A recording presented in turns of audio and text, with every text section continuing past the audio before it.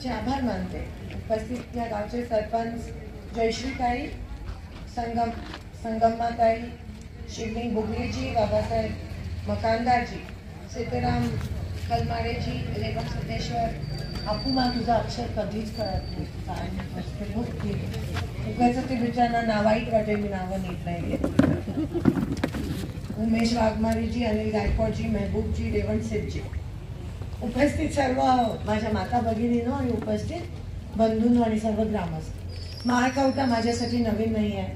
माझ्या आईची एक जवळची कार्यकर्ती मुल्लाताई ह्या गावच्या आहेत आणि तुम्ही अर्थात सगळी जी आहेत, पण त्यावेळेस आता माहित नाही त्या आहेत हा सगळे ताई, पण तुम्ही सगळे एकत्र काम करायचं.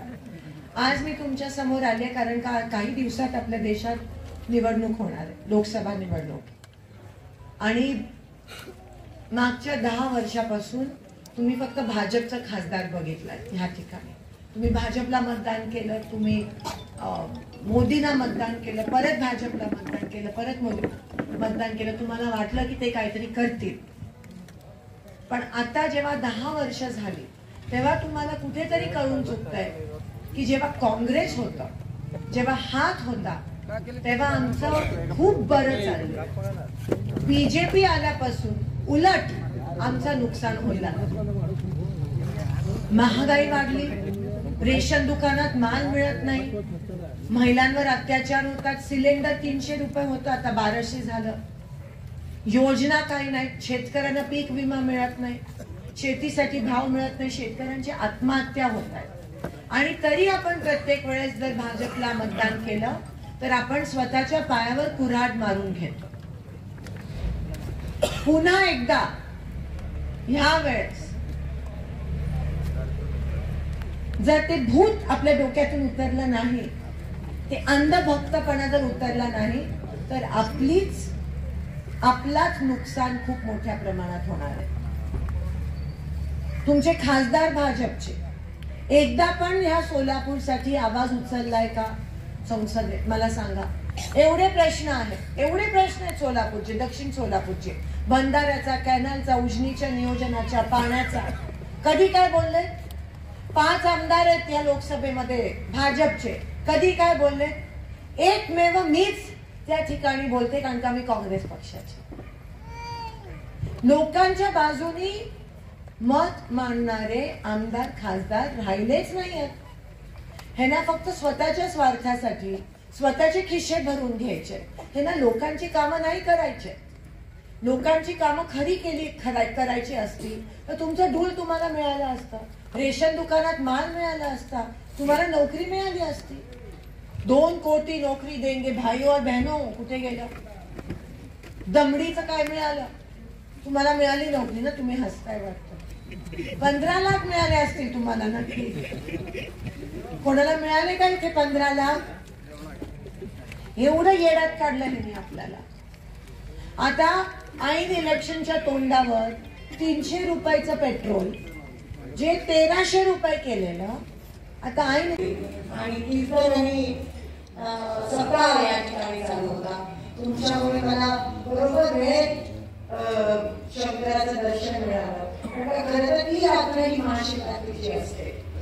ज्या रात्री आपण इथे आलो आणि तुमच्या पण ग्रामस्थाचं दर्शन त्या ठिकाणी मिळालं. आज परत योग आला कंदगाव यायला, परत तुमचं आणि शंकराचं दर्शन या ठिकाणी घेतले. तुम्ही म्हणाला की जय श्रीराम, पण आपण महाराष्ट्र रामकृष्ण हरी आणि रामराम पावनं म्हणून सुरुवात करतो आणि राम सगळ्यांच्या मनात आहे. हे कोण लोक आपल्याला शिकवणार असो.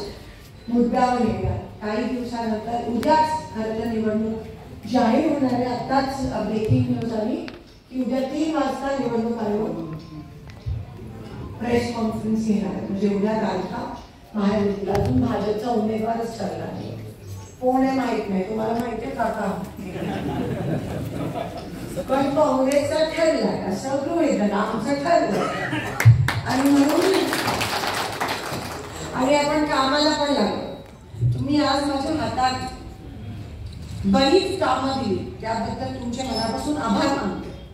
कारण काम त्यांना देतात जे काम करतात, जे काम करतच नाही त्यांच्या हातात कामाची चिठ्ठी. मिलेट सेंटर पण आपल्यापासून बारामतीला जात होतं, मी विधानसभेत बोलली. आणि मिलेट सेंटर म्हणजे ऐन निवडणुकीत हे सगळं करतायत ना, आणि ते पण मिळणार का नाही माहित नाही, फक्त जाहिरातबाजी, शो, खोटं. आज पेट्रोल पंप भरायला जातं त्याचा फोटो दिसतो, टीव्ही लावा तर त्याचा फोटो, रेडिओ लावा तर त्याचा फोटो. एवढं त्यांनी तुमच्या डोक्यावर खोटं सांगतंय, बिंबवतंय. मग त्यांचा पर्दाफाश कोण करणार आमच्याशिवाय? आणि म्हणून गावभेट महत्वाची आहे, माझ्यासाठी नाही, वस्तुस्थिती तुमच्या समोर मांडण्यासाठी की बीजेपी बघा तुमची दिशाभूल कशी करते आणि तुम्ही फसताय. परत एकदा जर भाजपला मतदान केलं तर तुमच्या पायावर कुऱ्हाड मारून घेताय तुम्ही. स्वतःचं नुकसान स्वतःच्या हाताने. मी खरं सांगते, एवढं फसवतायत हे फसवणीच तुम्हाला, एवढं फसवतायत.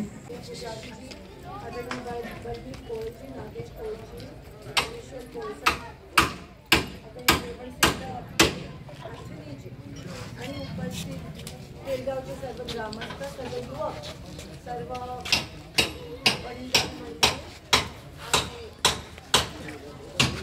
बंद मारता 2 मिनिटं. आज तुम्ही सगळे जमलात त्याबद्दल तुमचे मनापासून आभार. आल्या आल्या तुम्ही माझ्या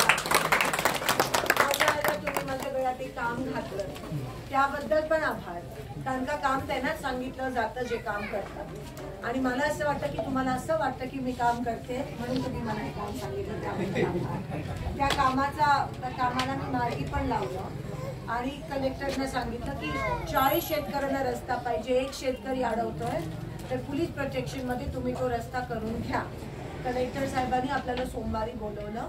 मी पण मला त्या दिवशी आमचे संकल्प मिळाले आहे, तर त्या दिवशी जर वेळ मिळाला तर मी 100% तुमच्यासोबत येईल, नाही तर माझं येईल. पण काम झालं जमा.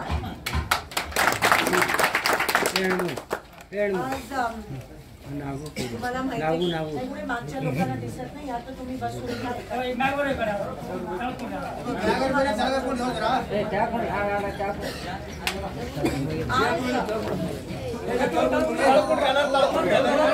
निवडणूक आहे.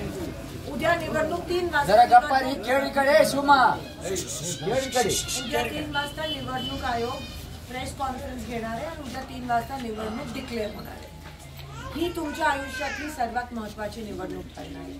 मेक और ब्रेक म्हणजे करेंगे या मरेंगे हे तुम्ही ठरवायचं. तुम्ही 10 वर्ष बीजेपीला मतदान केलं, मोदीला साथ दिली, तुम्हाला वाटलं हे बाबा आता काहीतरी करेल, उद्या काहीतरी करेल. 10 वर्ष गेली वाट बघत, तुम्हाला 15 लाख मिळाले नाही, तुम्हाला तुमच्या पिकाला भाव मिळाला नाही, तुम्हाला कर्ज मिळालं नाही शेतकऱ्याला, तुमच्या मुलाला नोकरी मिळाली नाही, त्या आईला डूल मिळाला नाही, महागाई वाढत गेली. मला एक सांगा, 10 वर्षात काय चांगलं काम केलं मोदीजीने की त्यांना परत जर तुम्ही मतदान केलं तर तुम्ही स्वतःच्या पायावर कुऱ्हाड मारून घ्यायची परिस्थिती निर्माण करता. सोलापुरात 2 खासदार त्यांचे मागच्या 10 वर्षात आणि त्याच्या आधी पण 20 वर्ष होते, पण मी ते गणित तुमच्यासमोर मांडतच नाही. 10 वर्षात 2 खासदार बदलले. एक कार्यक्षम ठरला म्हणून अकार्यक्षम ठरला म्हणून त्यांना तिकीट बदलावं लागेल. आता दुसरं पण अकार्यक्षम ठरतोय म्हणून त्यांना तिसऱ्यांदा पण तिकीट कदाचित बदलावं लागेल. अजूनही त्यांचा उमेदवार डिक्लेअर झाला नाही, पण आमचं ठरलंय. त्यांचा कोण आहे तुम्हाला माहिती आहे? कोण आहे? हा, कन्फर्म.